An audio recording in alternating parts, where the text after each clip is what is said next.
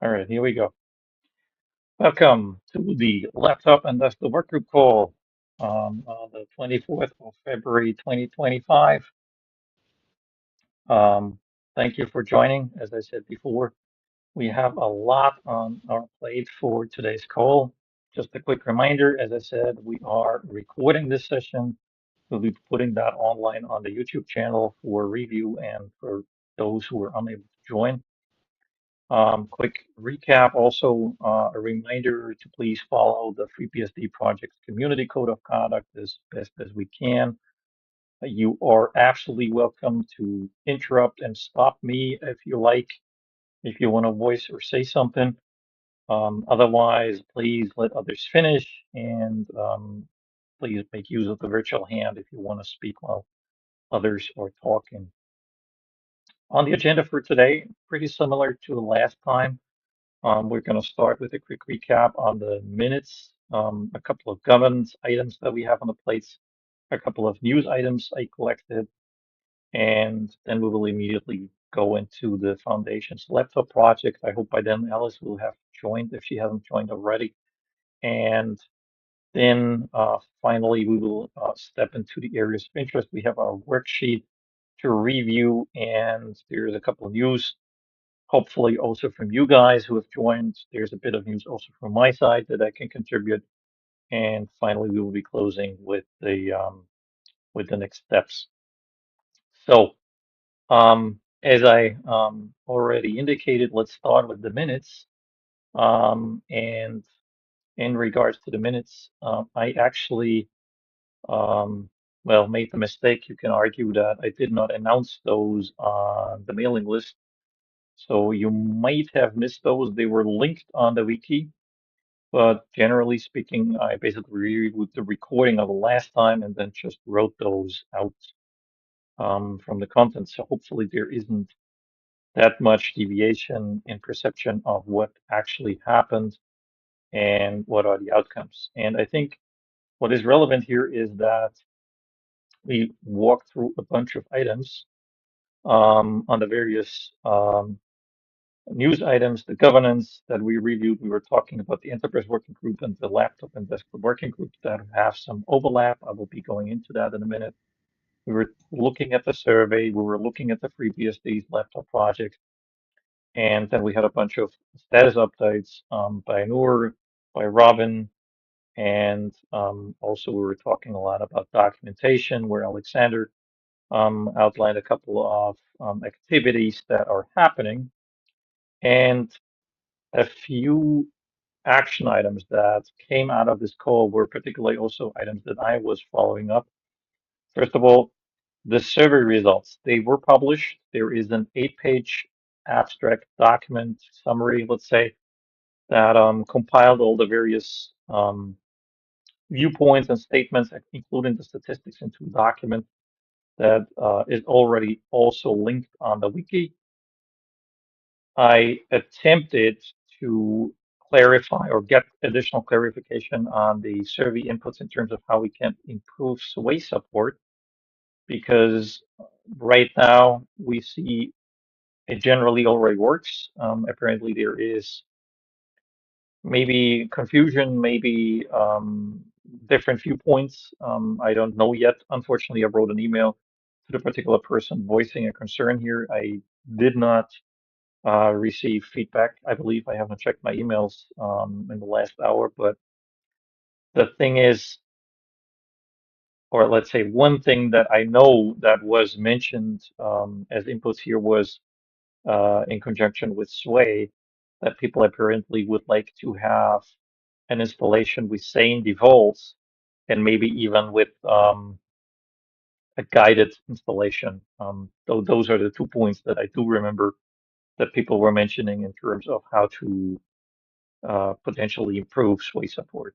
So apparently it's not, maybe it's not necessarily about Sway itself, but actually how we provide Sway in the terms of our FreeBSD ecosystem. Um, Finally, everyone was invited to review the action areas, put your name in wherever you think you can contribute. I added in various links into the worksheet. We can check those out when we review the worksheet together. And finally, again, a task for all of us to keep an eye on the activities around the FreeBSD Foundation's laptop project board.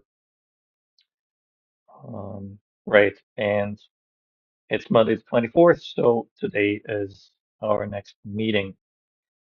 Anyone have any, I don't know, vetoes or questions on this? Please feel free to raise your hand. Otherwise, I would move on.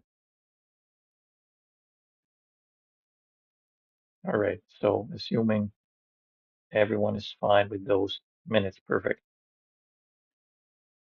Moving back to the presentation. So, at least we already finished, fortunately. Um, I crossed on the governance item on the minutes, and here we are back at it, basically. We have a charter, which I want to remind all of us. Again, please, this is work in progress. If you have inputs or suggestions how to improve those um, relevant points on the charter, then please feel free to comment either on the wiki directly or through the mailing list, obviously. And we have this overlap with the enterprise working group. And I have to say, mea culpa, shame on me. I had a meeting set up with Alice and Greg to discuss how we can address this. Unfortunately, I blew that. I missed the call. I mixed up the dates, mixed up the time actually, and I was not yet able to schedule a call yet, but I will, I promise.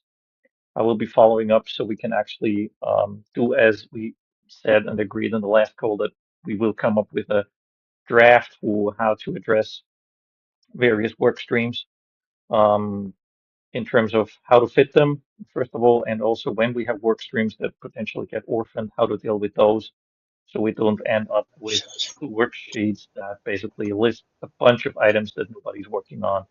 And then we only have a lot of work in our calls like these where we track things and don't get any updates. So basically, we want to address that as well, and we will come up with a draft for the next call. I will definitely work on that with Greg and Ellis. All right. Um, Another governance item I want to raise, and it's quite funny. I was driving in a car today, and I was listening to BSD Now, and let's say we had our 5 minutes of fame because we actually got mentioned during the last podcast, or maybe the one before that. I'm maybe catching up. And one of the things that got mentioned was that the time that we have chosen at the moment is, let's say, not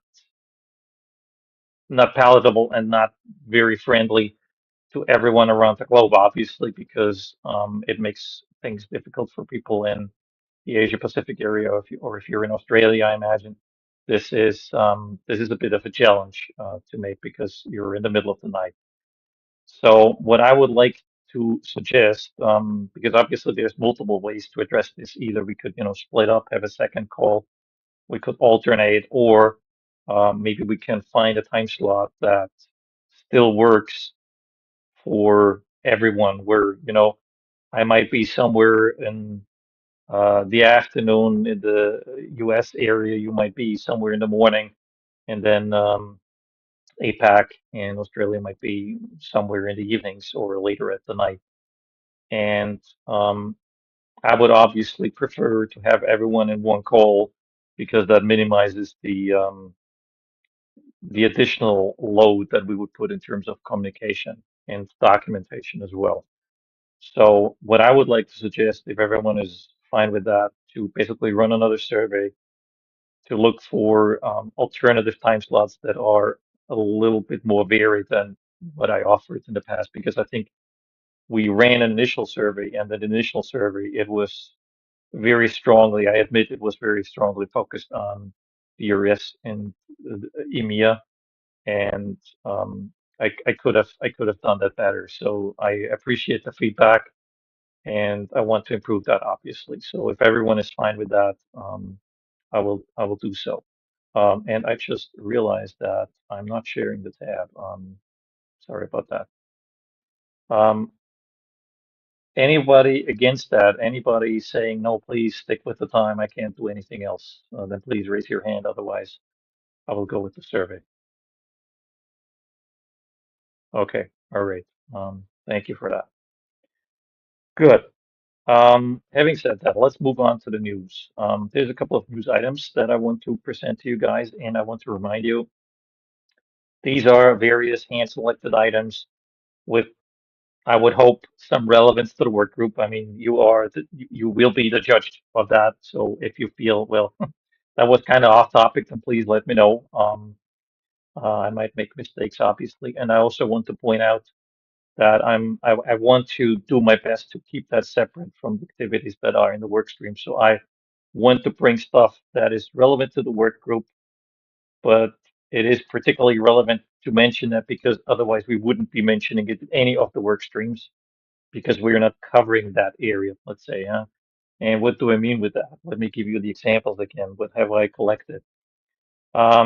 There's been some interesting conversations on the forums, and I linked those because I think it's very interesting, particularly for the laptop project and myself as well. I find this very intriguing to see people and read about people how they experience FreeBSD on a desktop or on a laptop as a new user because they come with a fresh perspective and it allows us to put things, into perspective and understand potential areas that we might have missed in terms of where can we actually improve FreeBSD. And there's also another case where someone documented their use of FreeBSD as a desktop platform. Also very interesting. I already pointed on the Laptop and Desktop Workgroup community survey that we ran. There were 67 people responding. Thank you very much, really. Thank you, thank you, thank you for participating. Thank you for everyone who's shared the link. I know Graham, for example, did that. He shared it all across various places, and I'm aware that with this additional marketing, it really made an uptick, and this very much makes a difference because I think with 67 people, we can actually say this is a sufficiently broad section of our community to understand where we are and where the pain points are. And yes, it's a community survey. So yes, of course, there's different viewpoints. There's the summary document, which I recommend reading, which outlines, those different viewpoints and sometimes potential conflicts in viewpoints. There's also the raw data, if you want to check it out. Obviously, all the contact details that people put into the survey, I excluded that from the raw data, but otherwise everything is still in there if you want to make your own conclusions. Um, there's been a couple of interesting mailing list conversations I want to point out. If anyone is interested, please use the links to, for your own reading pleasure. There's been questions on how to deal with panics in combination with the RMK mode. I also had that in the past where the system crashed and I didn't get an actual dump or anything on the screen.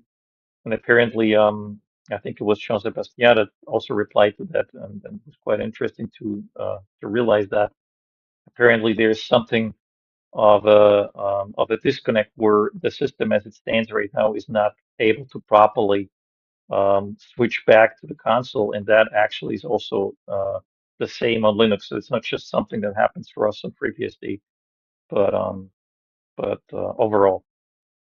Also, speaking of the RMK mod, I suppose congratulations is in order. We have a completely brand new version. Also, thank you, I suppose, to Jean-Sébastien and Manu and many others that probably contributed to that. So that is also great, great progress. Great. There's a bunch of documentation work that is happening. There's a handbook revamp on the way. I was admittedly not aware of that until I read about it. I cannot even remember where I read about it. I think either on the mailing list or one of the forums. And there is a bug report that tracks that activity. Um, there's also additional conversation on the mailing list on improving the sound documentation. We have a completely brand new version of KDE Plasma, which I think is also great. We have a great conversation about the various dependencies on the mailing list, and you can see the theme emerging here.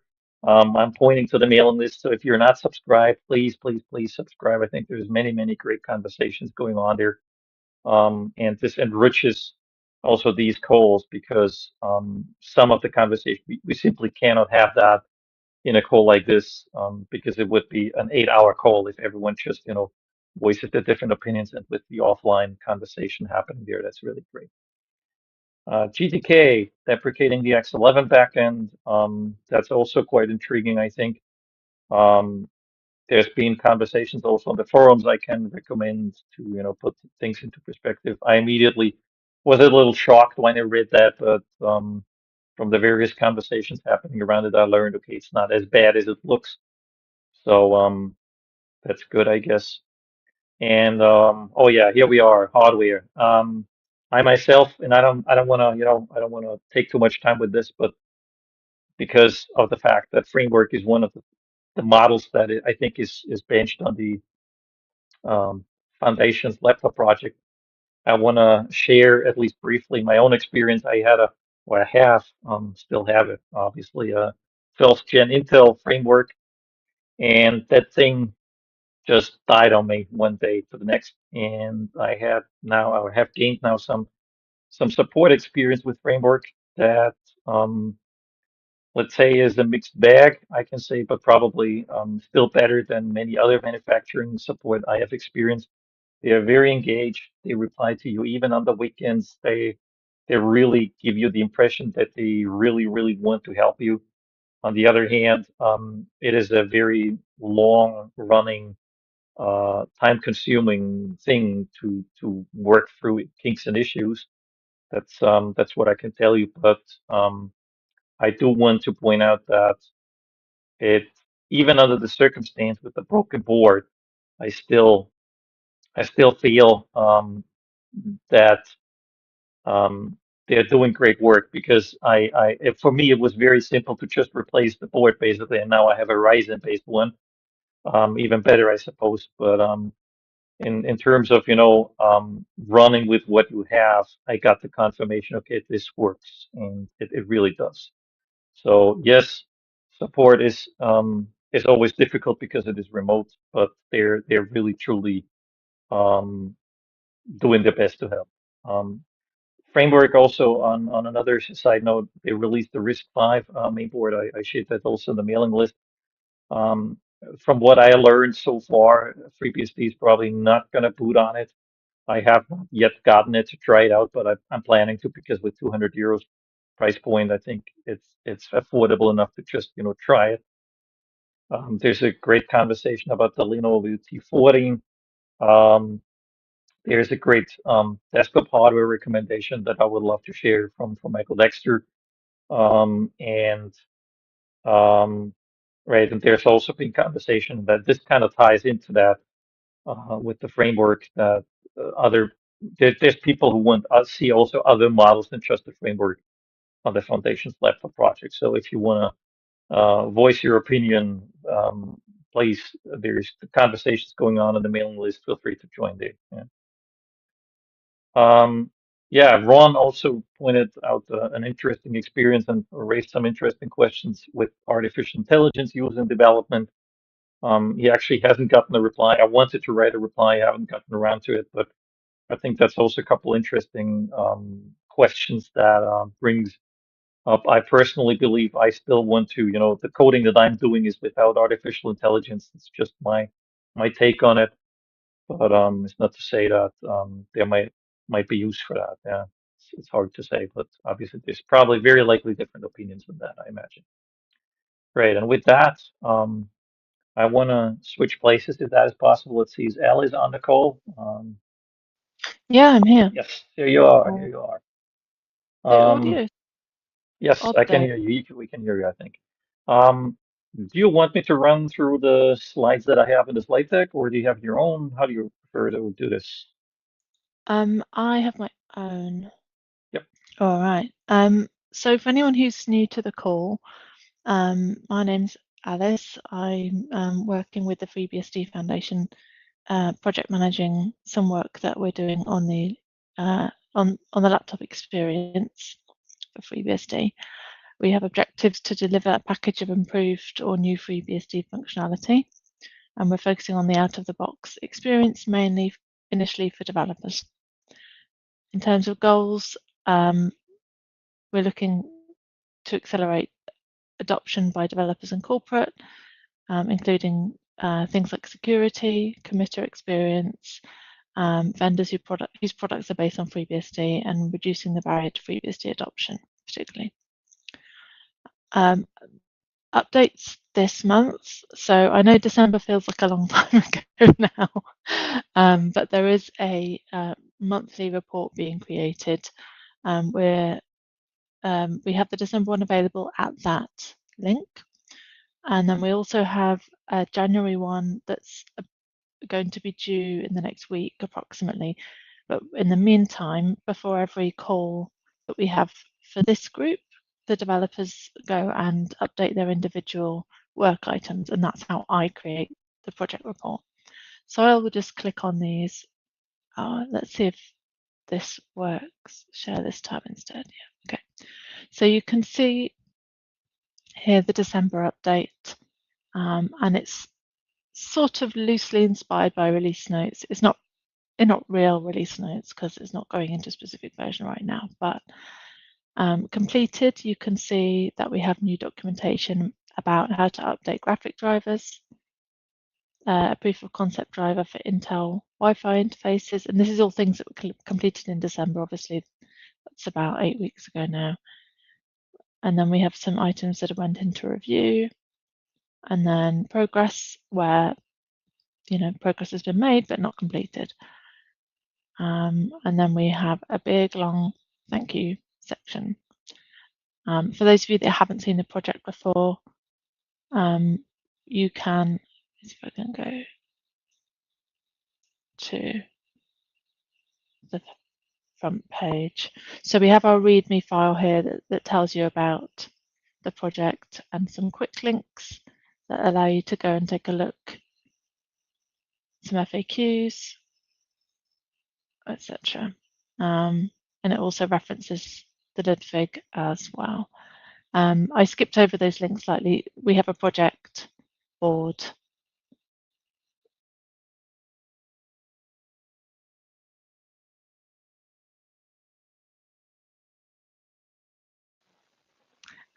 We're starting to think about, or we're partway through thinking about having a usability testing group. So obviously one of the outcomes that we want from this project is the usability of laptops improves with FreeBSD. So I've had a really kind offer from a volunteer on the desktop mailing list. So Ben is working with me at the moment to propose what format or what form the usability testing group would take. So the progress so far is that we arranged a meeting with a chap called Nuno, who is from KDE. He even has his own Wikipedia page, so he must be famous. But kidding aside, he's a very lovely and generous guy, because he spent some time with us telling us about his experiences running UX projects and UX teams on the Oxygen project for KDE. So that was really helpful. Then Ben and myself and Ed will be following up soon with a call. We've been sharing some ideas asynchronously, and Cole have offered to help us to find some testers once the plan is ready for testers. So really good progress on that, and really great to have that engagement with the community. So stay tuned, and we'll keep folks updated as we need more help.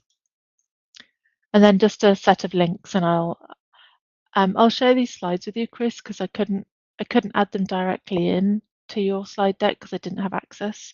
But if Sorry you're going about to, that. Okay. Yes. it's okay. If I share this with you, then maybe you can add I'll them, add or it you in. can give Yes. me, access, and then I'll put them directly in. But these links are here for you. They're more or less the things that I've just showed you. So yeah, I'm done, Chris, if you're happy to take All right. the reins. Thank you. I will. Hold on a second. Actually, I have to admit I fell out of the call for a second. Um, so unfortunately, I think that might have affected the recording, but I will check in the end. All right, let's go back. Can you guys um, hear this? See the screen again?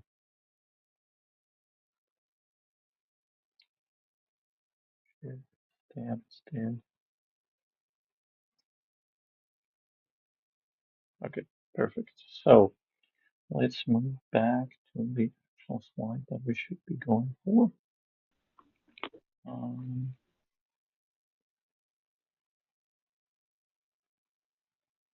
okay, the areas of interest. Here we are.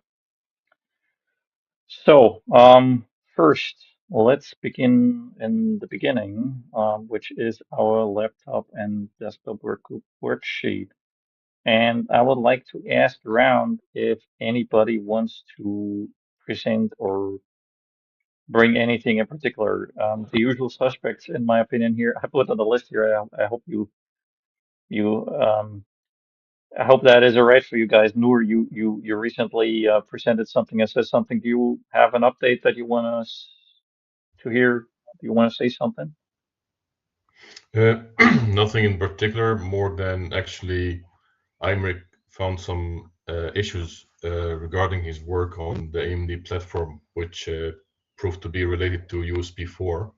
Mm-hmm. Uh, we had a call, a line on that, and for that I got a USB 4 machine, the same AMD series as the framework laptop. So I'm Mm-hmm. busy with that at the moment, and hopefully there will be some progress before coming call. All right. And I'm Sounds great. in touch with Imric more or less about that, yes. Okay. Thank you.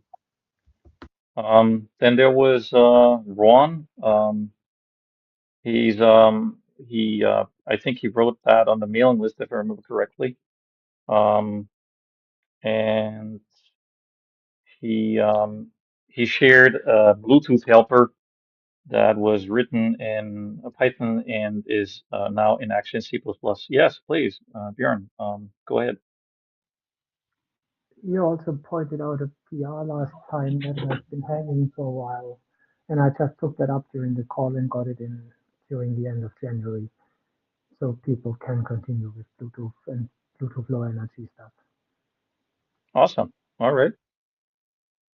Great to hear. Thank you. Anybody else got anything he wants to say something? Okay, Wolfgang, please go ahead. I don't know if my audio is borked. Is it all right? I Um, can hear you. Yes. this is great. This is great. So basically, I want to say regarding the project I had last time was the input method for Chinese. It's going well here. I am. I found a project from a Google Summer of Code that has been done 2021.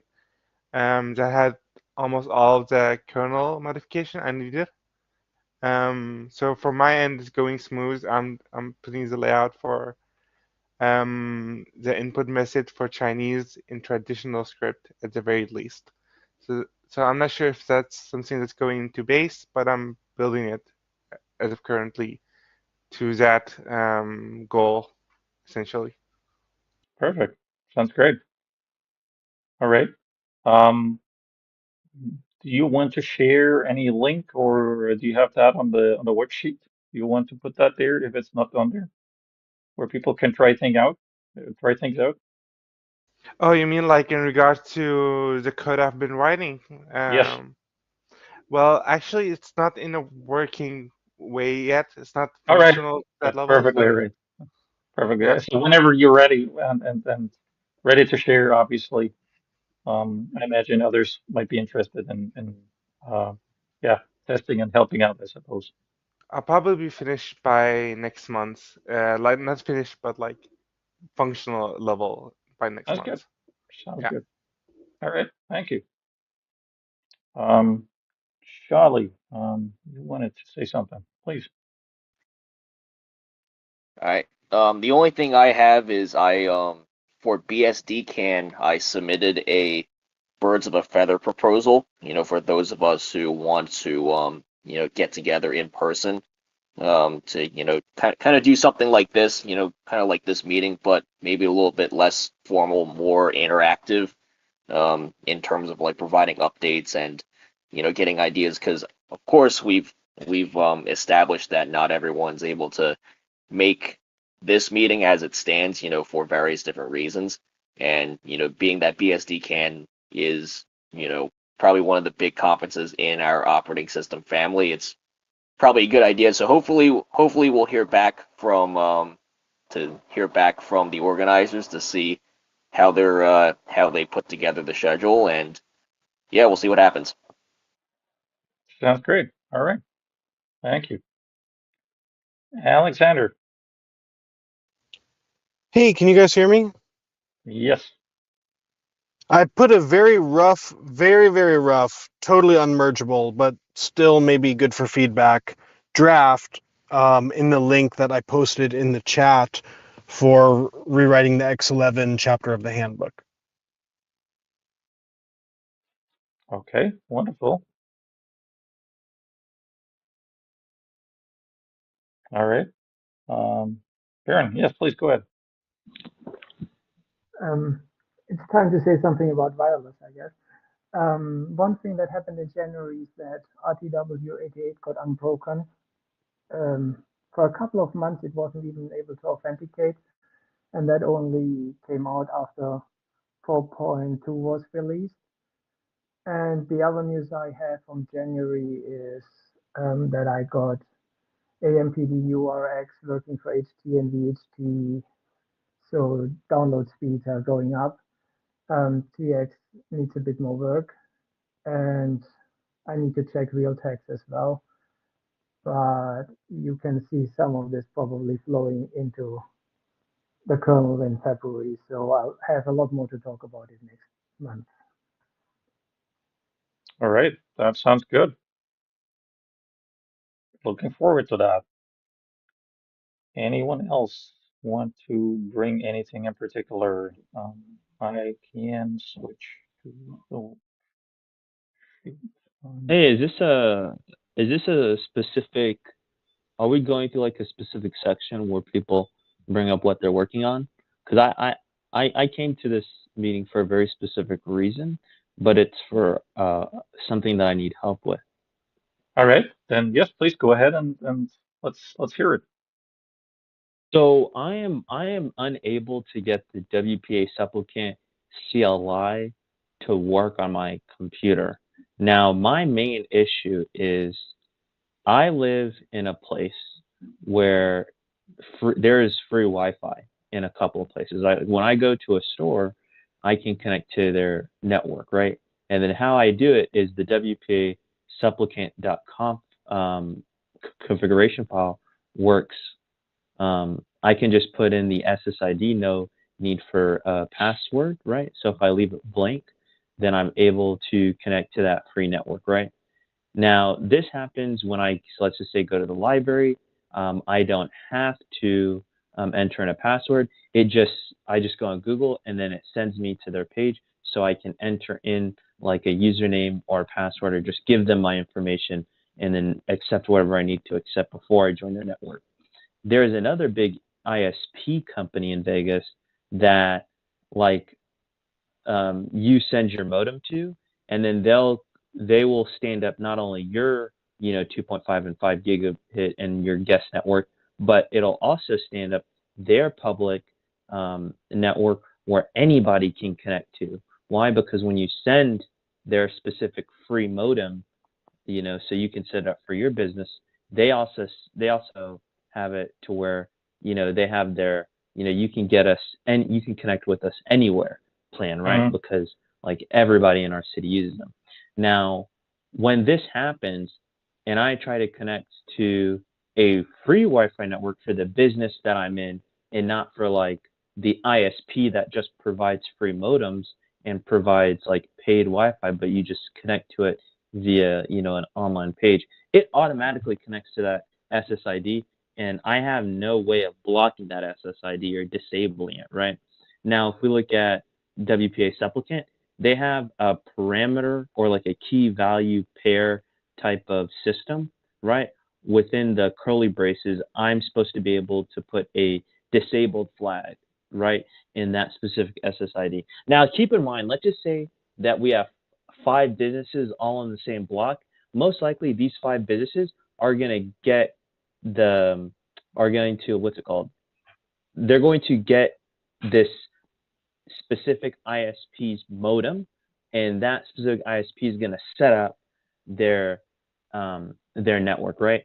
So although I'm blocking a public specific like ISP, like they have 5 more because every single company uses it, right? So when I even till when I restart my computer, for some reason, like it still just doesn't like block this SSID. Hopefully I'm not like, if you have more questions, I can answer them. If I need to be like, if I need to explain it better, like let me know. But hopefully it's clear. Like all I care about is not joining a specific network and saying that in my configuration file, or using the CLI, the WPA CLI.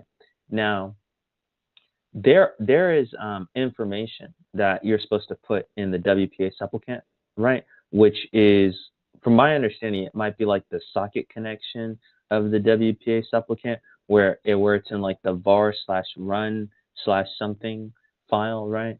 So there's like a configurations that I'm supposed to set up within WPA supplicant, and for some reason, like this was working, right? And then it stopped, and then it stopped working, right? So like I can't even use the WPA supplicant CLI command, right? For some reason. Now that CLI command has commands for me to disable networks, right? Where I can just be like WPA disable SSID, and it disables that network, right? But I'm looking for guidance on being able to connect to a specific network, right? And I could, because I know I'm on the phone, but I can like talk about and I can upload anything in the FreeBSD Discord. It just might take, yeah, it'll just be like photos, but just let me know too. Okay, Björn, you wanna speak? Please go ahead. So I use the disabled equals 1 for networks too, and it works for me. Not connecting with the CLI, there was a bug at some point, but I think that was 14.0, and that should be clear. I think the best chance is if you post the problem with some samples to the FreeBSD wireless mailing list, and then people can follow up on you. Because following, like, from what you're saying at the moment, it seems hard. And mention what kind of device you have, mention what kind of FreeBSD version you're on, so people doing WPA can actually have a look. Okay, so is he telling me? I didn't hear everything, but is he telling me to post it somewhere, and then include my device name, as well as the version of FreeBSD that I'm working on? Is he saying that? Yes. And Okay, where do I post it inside the FreeBSD forum, or where does he want me to post it? It's a mailing list, so it's wireless@freebsd.org. Wireless. Okay. I Now, can put a link in the chat for you. yeah. If you could put a link inside the Discord, that would be amazing. Can someone else do that, because I'm not on this? Okay, there it is. People have done it already. Yeah. And if it's the Wi-Fi or if you're saying it's like WPA@freebsd.org, I'll find it, and then I will check with Alexander to make sure that I'm sending it to the right one, because I can contact him, right? And maybe you want to check out Pierre. Pierre actually mentioned that in the chat. There should be an option for disable underscore network. Okay, give me a second. I'm not sure if that works because they're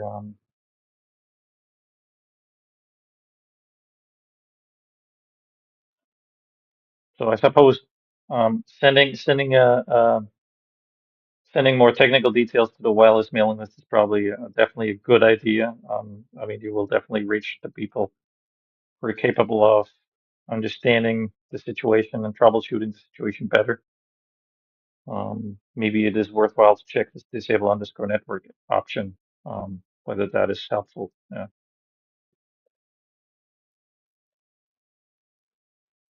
All right. Then let's continue with the worksheets. Do you guys see the worksheets? Is there anything that we want to carry forward? For example, the last time we mentioned some work on, what is it here? Oh, actually, this is I think from the yeah, this is the abstract graphics layer. Not sure who added that. Apparently, there's a suggestion to add um,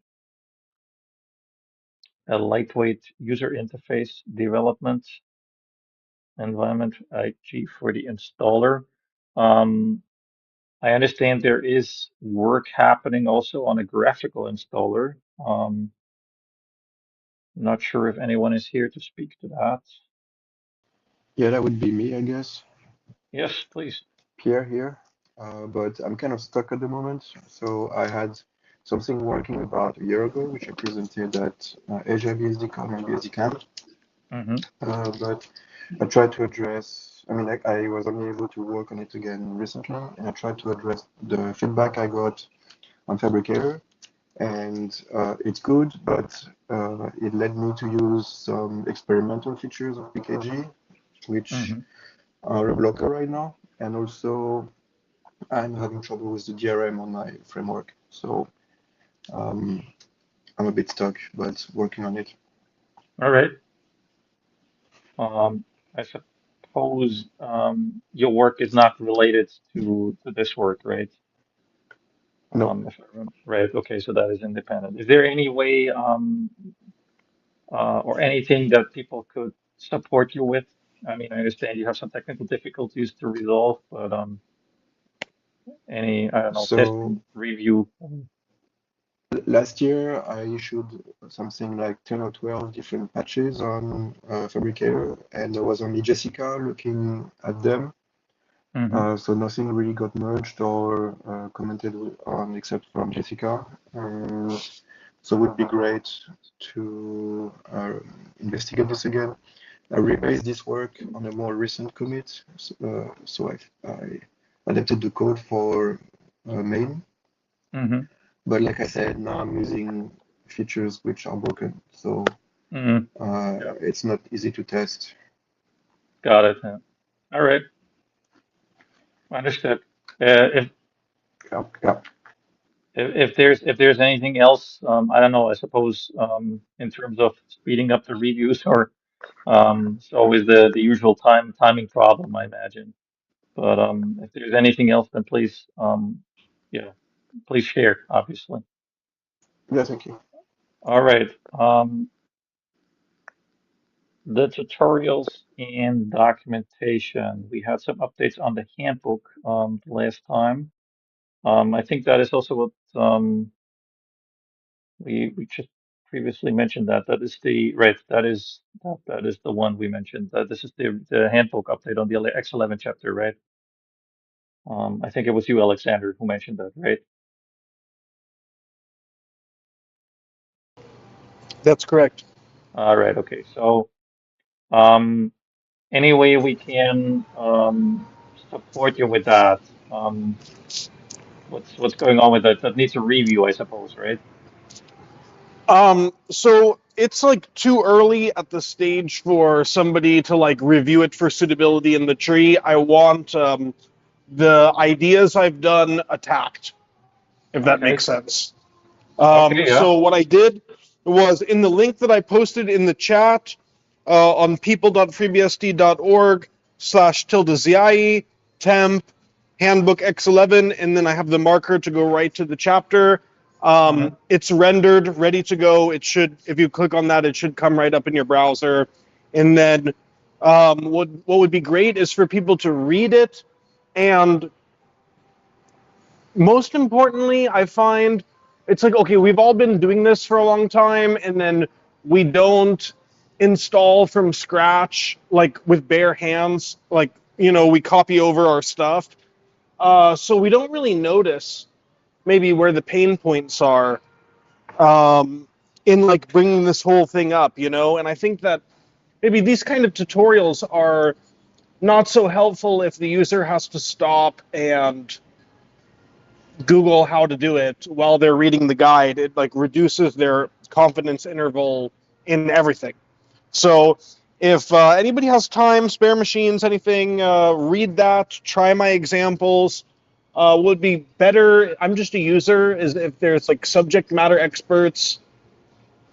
I mean, I've been using X11 since I was a kid, but I'm not really a very heavy user of it. So yeah, if anybody could just test, that would be great. Brief question. I tried the link that you put in the chat. I'm getting a 404. Maybe I did something wrong. I'm just wondering the repo you shared to the GitHub. I suppose anybody can just clone that and compile the documentation from that, right? That would also work. They can, and I would love patches, but I think that that's a lot of work. You know, it's just make PDF or make HTML in the documentation directory. But I think Right. that's a lot of work for people who are not used to writing the handbook. So I have a rendered Okay. one, and Got it. Noor posted it correctly. I typed it by hand on my phone, the Oh, sorry. URL, Okay. and I didn't get it right. All right. Got it. Ah, here it is. Sorry Perfect. about that. Okay. No problem. No problem. All right. Got it. Okay. That one works perfect. Yeah. Thank you very much. Okay. So let me put that down here. Please review, um, share, feedback, and let's put the link in here as well on the worksheet.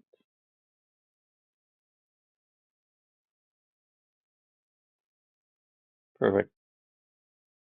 All right. Um, Anybody tried out PKG base? Anybody got experiences to share maybe? Documentation?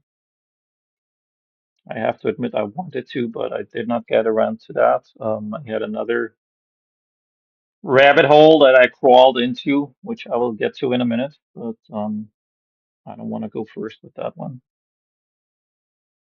Okay. Wi-Fi support, we already mentioned that. I will update that later. Foundation roadmap, I will update later. All right, I guess we carried over the relevant parts. Is there anything else new that we want to add here?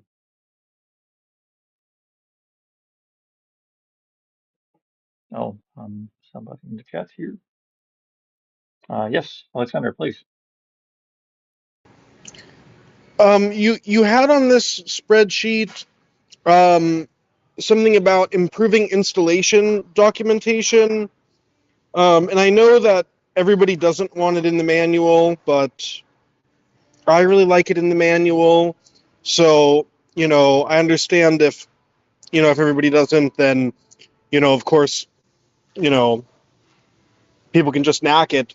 But here's what Mm. I've got so far um, to, I think. Oh, so there's a manual page called Build, and in theory, that links to that has all the examples for building the system, but they've gradually proliferated out of it Mm-hmm. to the point where, like, finally they just cut it out of there before my time, and so I collected them all back up again and put them in there, along with some more that I learned from Christos when he was helping me with my sound driver. So I posted a review in the chat, and that's also something I'd like feedback on. All right, that looks nice.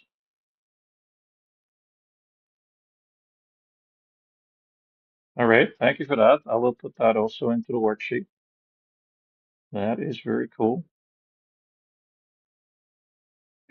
Yeah, those general man pages are very often very underrated, but obviously This is a great value for anybody who's getting started or who's not using it every day. So that's definitely great. Thank you. Perfect. So then I will get back to the worksheet here really quickly one more time and check if I missed anything.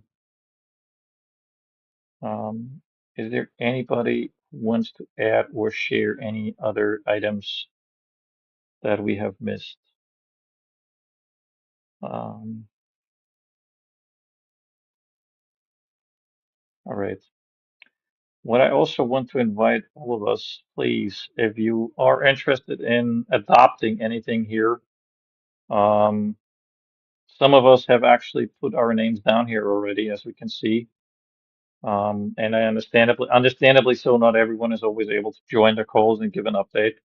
But if you are contributing or owning any of those items, then please feel free to update either during the call or offline, and both works fine. I think the most important thing here is that we progress and see some progress and some continuous progress towards our goals here.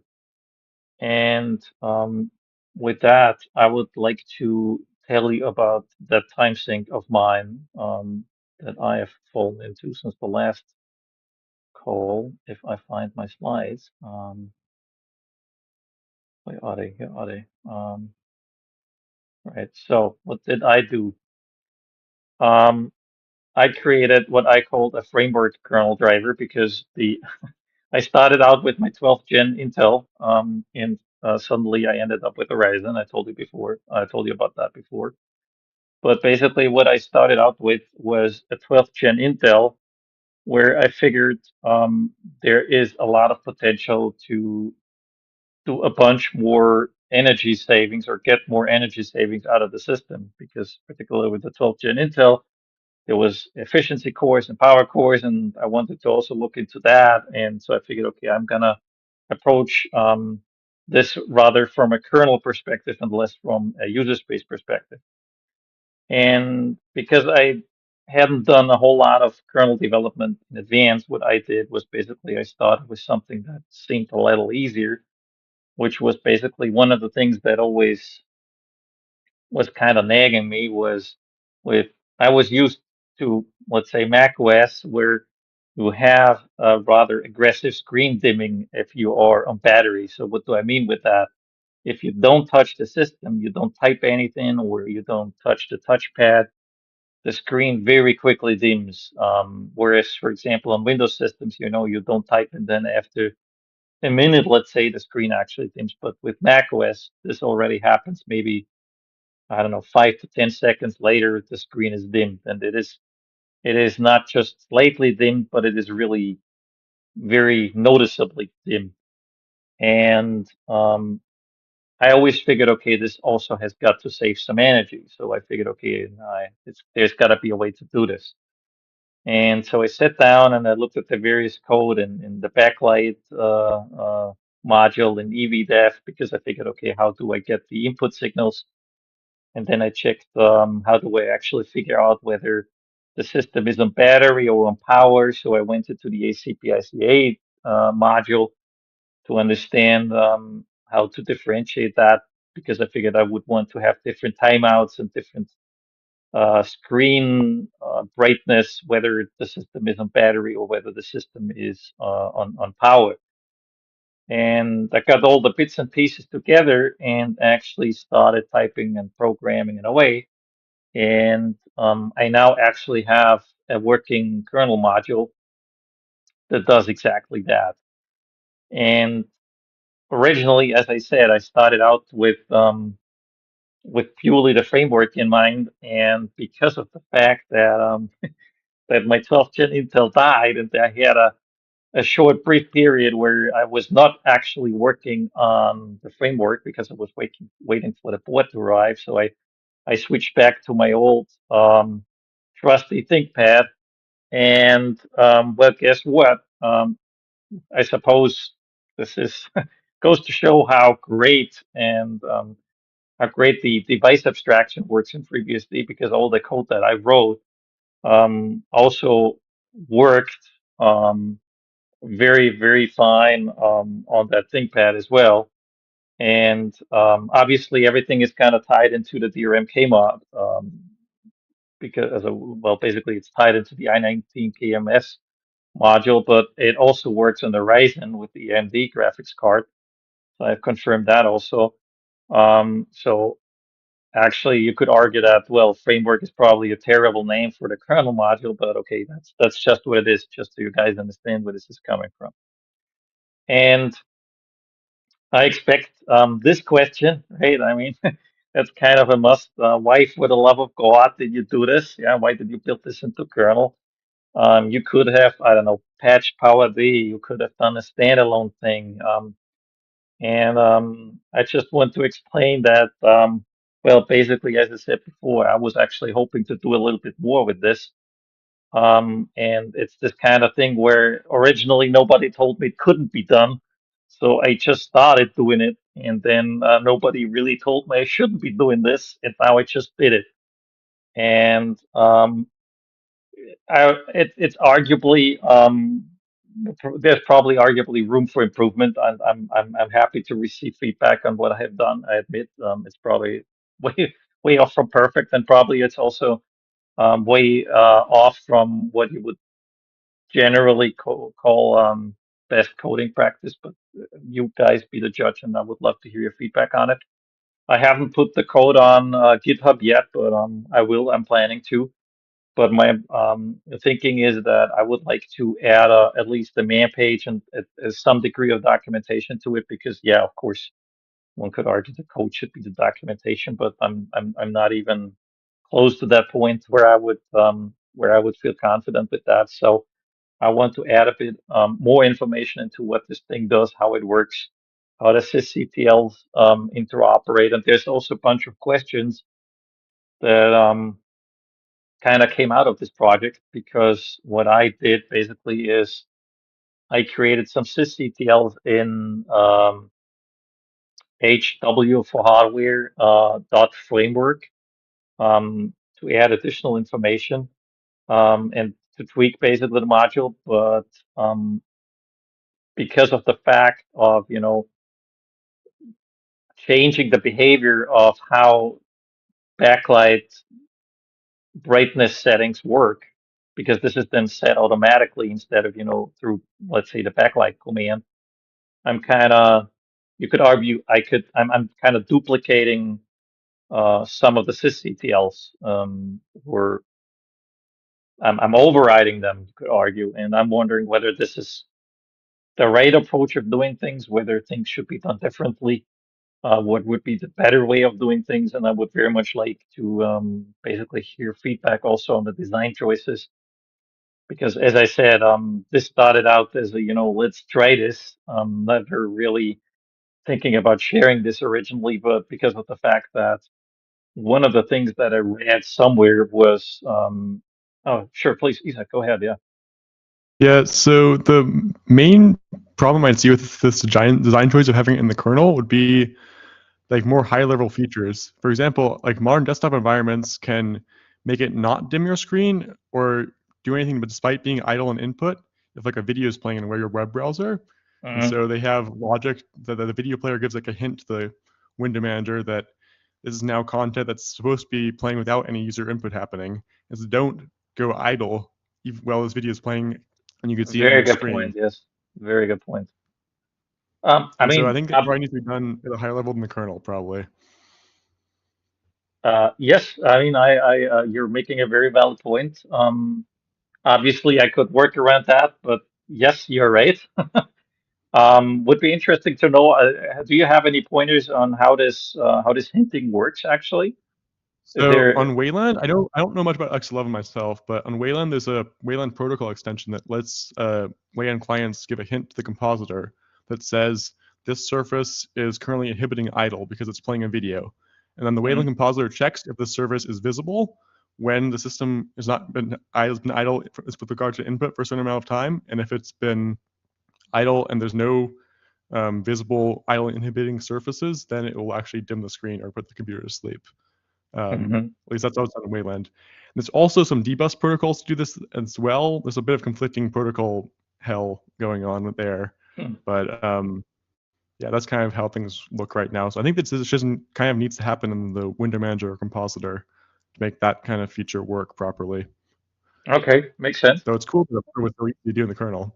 Well, I mean, one of the benefits of it is that you don't have to run anything on, you don't need to run X11 or anything. It will just work Right. on the Yeah. console fine as well. Yeah. But Yeah. It has I its see limitations, but yeah. yes, Cool. very, very good point, Oda. With the video, I did not think about that. Yeah, I have to admit. Very good points. Jean-Sébastien, you also raised your hand briefly. I suppose you wanted to make a similar point, or why did you? Yeah, exactly. I was about to mention the video playing Okay. use case. So Yes. Yeah. Yes. nothing to add. Fair point. Thank you, guys. Okay. Okay. Pierre is pointing out the experience receiver concerning the broken by design. Yes. Well, this is food for thought. Thank you, guys. Interesting. Admittedly, again, this is work in progress, and I'm happy to share it. Actually, what I wanted to add also previously, which I forgot, one of the things that I read somewhere was the requirement. Well, let's call it a requirement. I don't know. Yeah, it's a requirement. A requirement for having screen blanking or screen blanking. I think it's called when the system is idle. And it was also maybe it was even in relation to VT. I can't remember, but basically that was one of the points somewhere on the list, either on the foundations list or maybe it was in the survey. I cannot remember, but I figured this might be kind of another way to get to the same point, because if you dim the screen strong enough, you'll get a black screen and save the battery.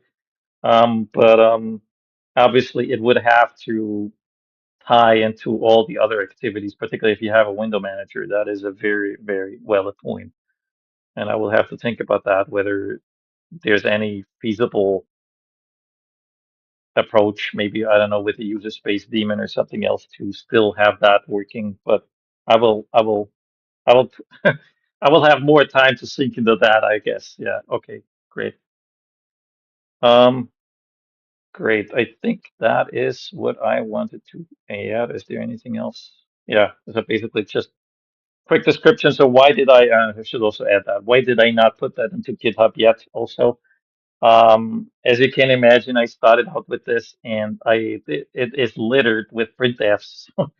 I would rather like to get rid of those first before I share this. And it was back and forth a little bit, but since it's in a working condition and I've been using it for a little while and it works just fine, I feel confident enough to add a bit of documentation and then share that. And then we can make with that whatever we want.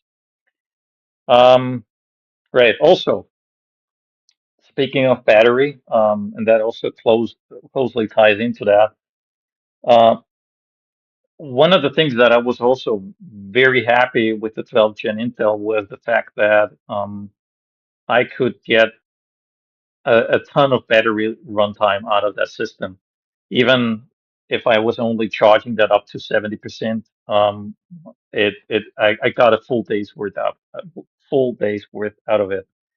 And with the Ryzen, initially when I installed and didn't have any energy tweaks, let's say, well, I don't want to say it was abysmal, but it was way, way, way less than what I was used to with the Intel.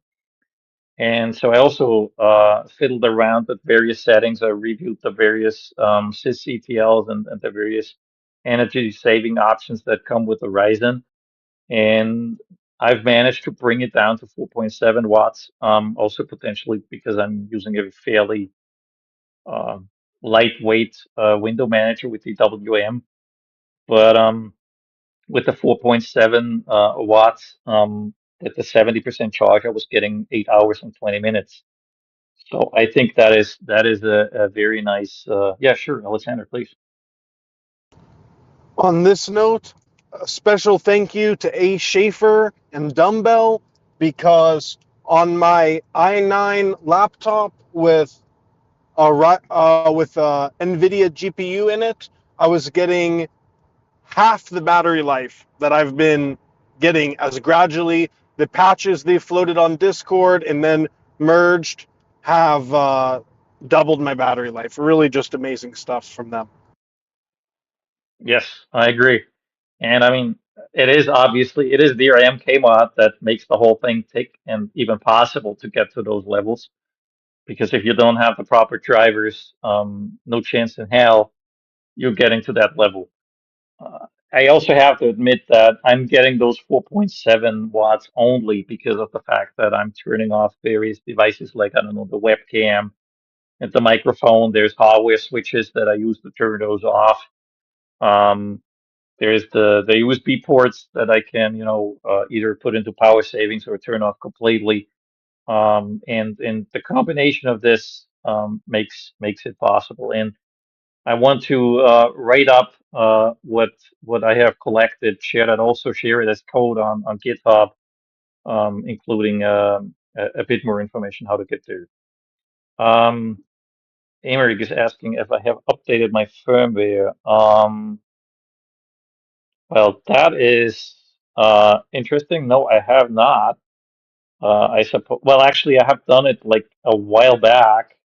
But I have done that on the Intel, so I suppose I will have to look at that again. Yeah, for AMD, exactly. Thank you for that. I will have to check that out. That is a very good pointer.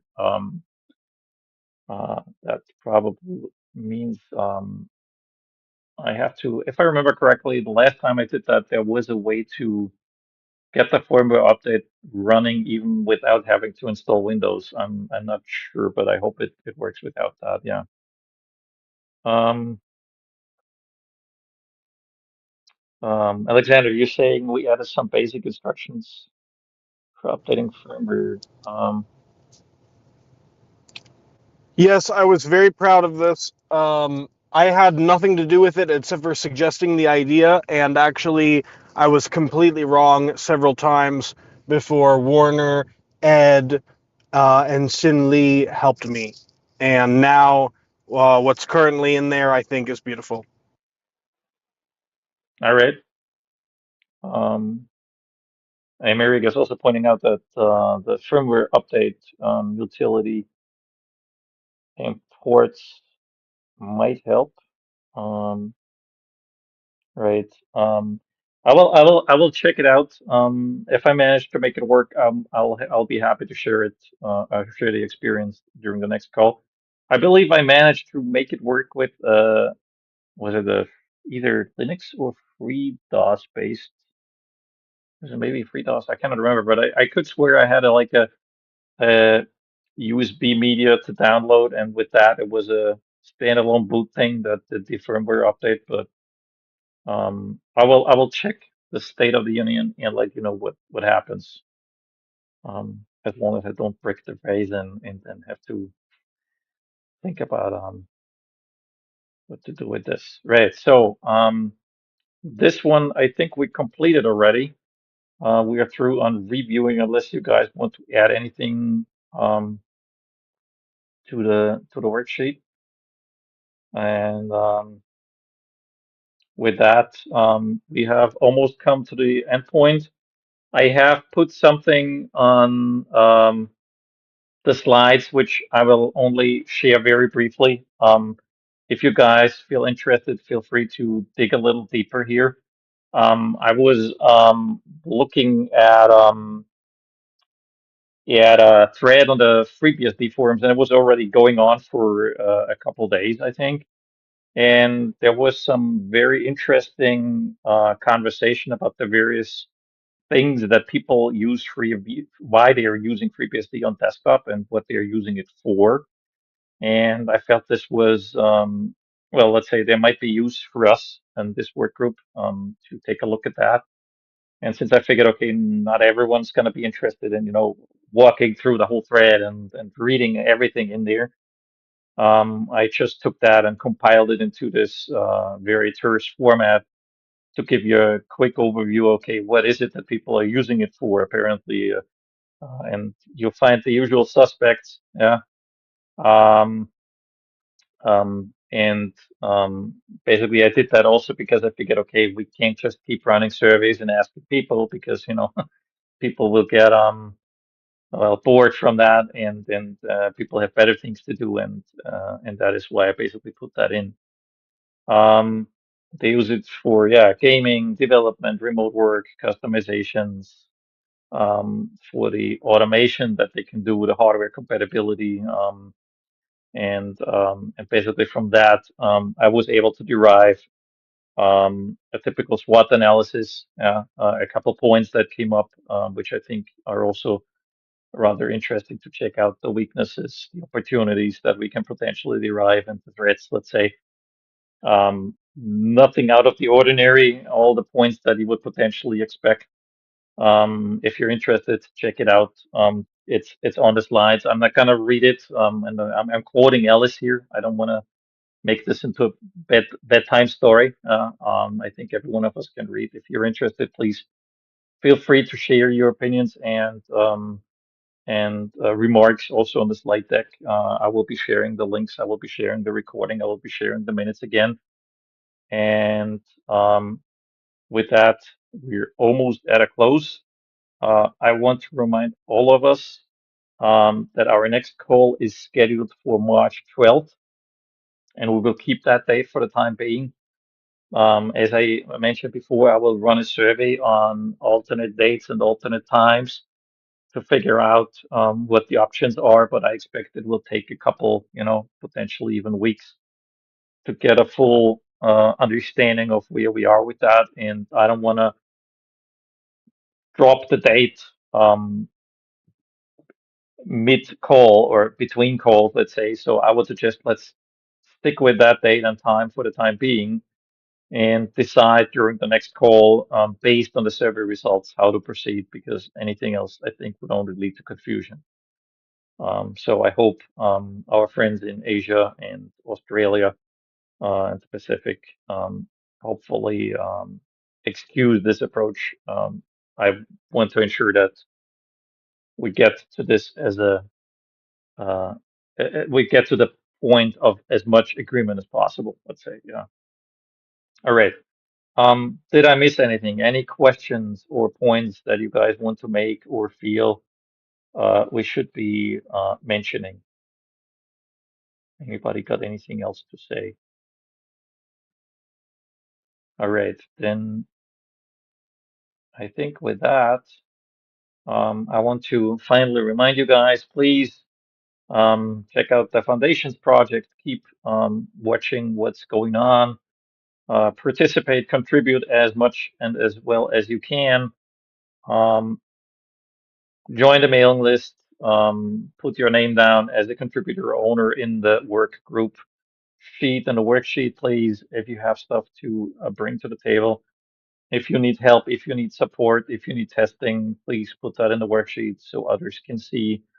I think we're seeing some interesting progress, some interesting things happening, and that is very, very good and very great to see that. And with that, we're at an end. Please, as soon as the minutes are out, I will be announcing them on the mailing list, potentially also on the forums, I suppose. And we will keep our agenda posted on the wiki, updated on the wiki. So if you have things that you want to present during the next call, feel free to either add you in or send me an email, and we will make sure to have you explicitly listed on the list here as well. And with that, very much nicely in time this time. Thank you very much. Thank you for joining. Thank you for being part of this community, part of this work group. Thank you for contributing. And as Michael Dexter always says, like and subscribe to FreeBSD YouTube channel. Thank you very much. Has been a great time, great call, great work. Thank you, guys.